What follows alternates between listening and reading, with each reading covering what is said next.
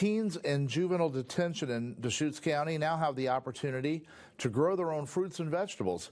Matthew Draxton reports on the Peace Garden. The idea with the Peace Garden is that it's a place for the youth who are in the juvenile facility to access the outdoors and a variety of different curricula, math, language arts, science, social studies, and the garden is a great conduit for that. Nancy Gilbertson teaches at the Deschutes County Youth Detention Center working with 12 to 17-year-olds. She came up with the Peace Garden as a way to be outdoors and still maintain a learning environment. There's lots of research around the importance of just literally getting hands in the dirt and working with the earth. So I want them to benefit from that experience as well. The space has 8 gardening beds and a pergola where benches will be installed for outdoor classes. There's also a composting station that will be moved outdoors once the irrigation system is finished.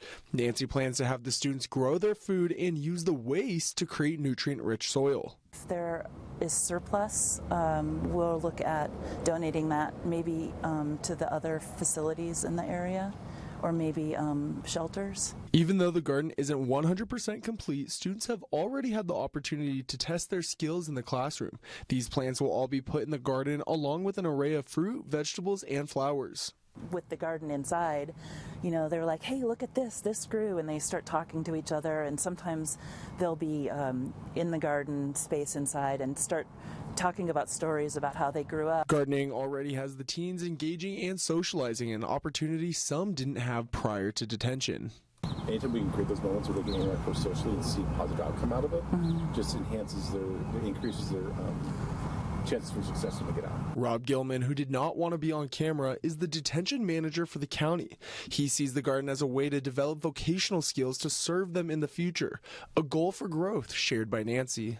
Taking care of something, growing something is really profound for a lot of people. Having something to care for. And I mean, I think it instills a lot of pride in the students who work in the garden. Nancy tells me she wants the students to develop competence and confidence in gardening. She hopes they'll use the mindset with other interests when they leave the facility. Matthew Draxton, News Channel 21.